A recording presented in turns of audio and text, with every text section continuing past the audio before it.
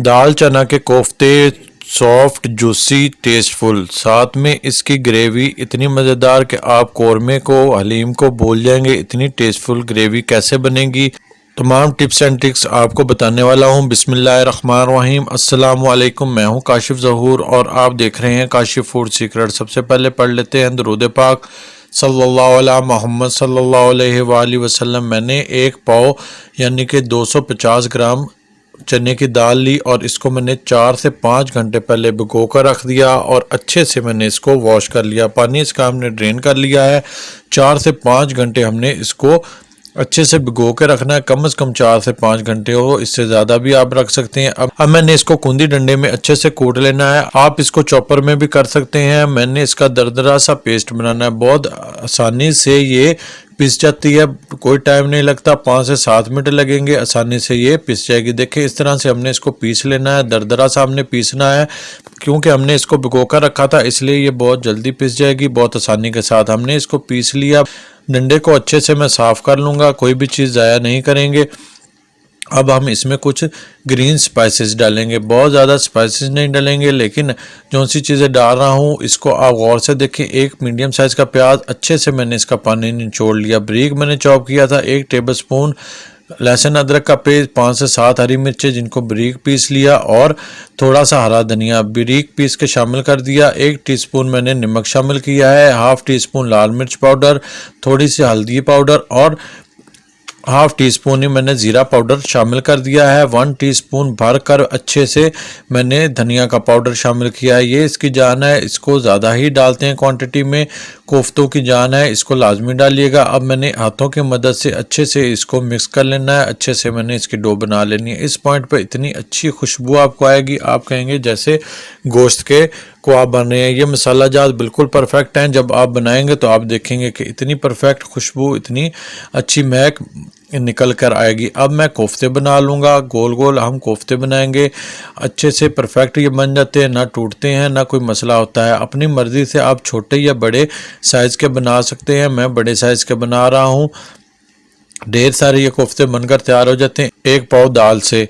अगर आपने हमारा चैनल सब्सक्राइब नहीं किया तो चैनल को भी सब्सक्राइब कर लें और बेल आइकन को भी दबा लें। इतनी देर में मैं सारे कोफ्ते बनाकर तैयार कर लेता हूं। देखिए मैंने सारे कोफ्ते बनाकर तैयार कर लिए हैं। अब हमने इनको फ्राई करना है। फ्राई करने का तरीका आपने गौर से देखना है और करी बनाने का, ये दोनों चीज़ें अलग अलग हैं। दोनों का टेस्ट बहुत अच्छा बनता है जब ये आपस में मिलती हैं। अब हमने इनको फ्राई करना है। देखिए बिल्कुल लो आंच है, लो टू मीडियम आंच पर मैंने इसको फ्राई करना है। टोटल 15 मिनट फ्राई करना है।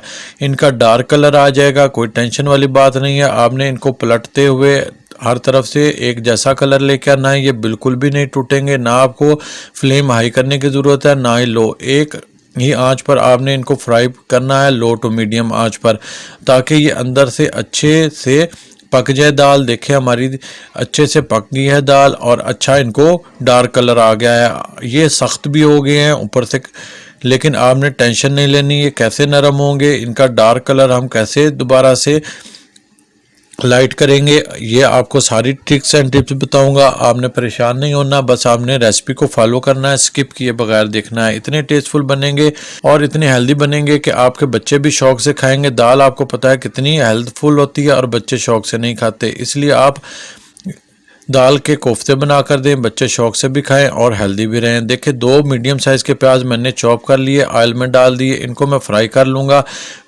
किसी भी तरह से आप चॉप कर लें प्याज़ों को, कोई टेंशन वाली बात नहीं, क्योंकि हमने इनके साथ एक स्पेशल ट्रीटमेंट करना है। वो आपको मैं बताता हूँ कैसे हमने इसकी ग्रेवी बनानी है टेस्टफुल। देखिए मैंने इनको थोड़ा सा लाइट ब्राउन कर लिया। अब मैंने टमाटर शामिल कर दिए, 2 मीडियम साइज़ के टमाटर मैंने डाल दिए। 1 टेबलस्पून मैंने लहसुन अदरक का पेस्ट शामिल कर दिया और 5 से 7 हरी मिर्चें मैंने शामिल कर दी हैं।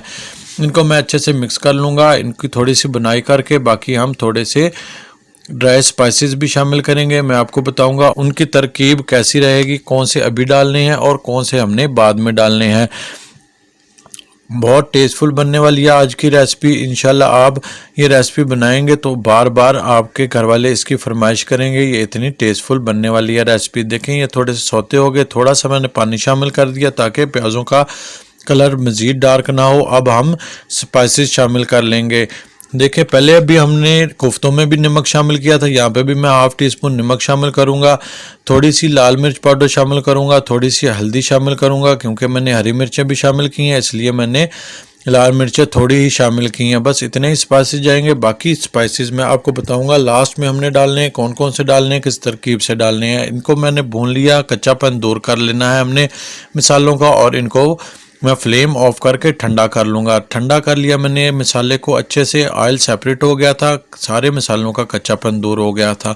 ब्लेंडर जार में मैंने सारा मसाला शामिल कर देना है, ऑयल समेत बिल्कुल कढ़ाई को अच्छे से साफ़ कर लेना है और मसाले को मैंने अच्छे से ब्लेंड कर लेना है। बिल्कुल स्मूथ पेस्ट बनाना है हमने, अच्छे से इसको ब्लेंड कर लेंगे। देखिए मैंने मसाले को अच्छे से ब्लेंड कर लिया, कढ़ाई देखिए मैंने अच्छे से साफ़ कर ली थी, हर चीज़ मैंने ब्लेंडर जार में शामिल कर दी थी। अब हम ब्लेंडर जार को अच्छे से साफ़ कर लेंगे। इसमें मैं मज़ीद पानी डालूंगा थोड़ा सा और अच्छे से हिला के तमाम चीज़ें निकाल लूँगा ताकि हमारे खाने में खैर बरकत रहे, क्योंकि हम कोई भी चीज़ ज़ाया नहीं करेंगे तो हमारे खाने में खैर बरकत आती है। फ्लेम मैंने ऑन कर दिया है। अब मैंने इसमें दही शामिल करनी है। 250 ग्राम मैंने दही ली है, यानी कि 1 पाव।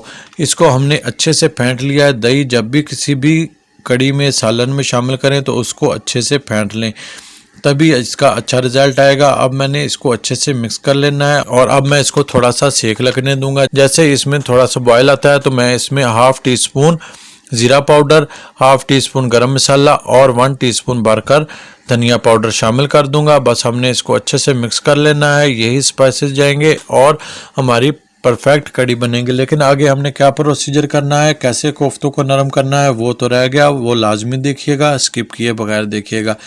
मैंने मसालों को पका लिया, बॉयल आ गया अच्छे से। बस अब हमने इसमें कोफ्ते शामिल कर देने। कोफ्ते शामिल करके मैं इसमें पानी शामिल करूँगा। पानी हमने हाफ़ लीटर लगाना है। देखिए ये स्टील वाला बड़ा गिलास जो सा हम घरों में इस्तेमाल करते हैं, ये 1.5 मैंने शामिल करना है और हाफ़ लीटर पानी बन गया। बस लो टू मीडियम आंच पर मैं इसको ढकना लगाकर पकाऊंगा 10 से 15 मिनट।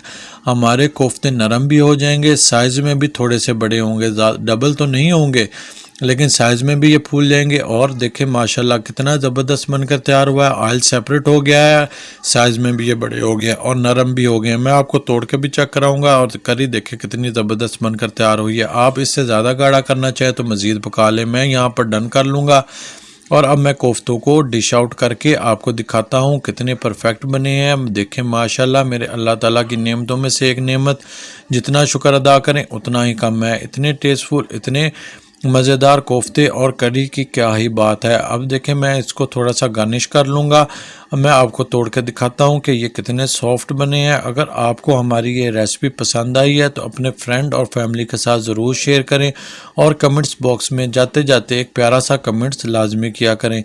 हेल्दी पकाएं, हेल्दी खाएं, अपना और अपनों का बहुत ख्याल रखें, मुझे भी अपनी दुआओं में याद रखें। काशिफ फूड सीक्रेट से काशिफ को दें इजाज़त। अल्लाह हाफिज़। आपने अगर हमारी ये रेसिपीज़ नहीं देखी तो इनको ज़रूर देखें और ट्राई करें। लोगों ने बहुत पसंद किया, इंशाल्लाह आपको भी बहुत पसंद आएगी।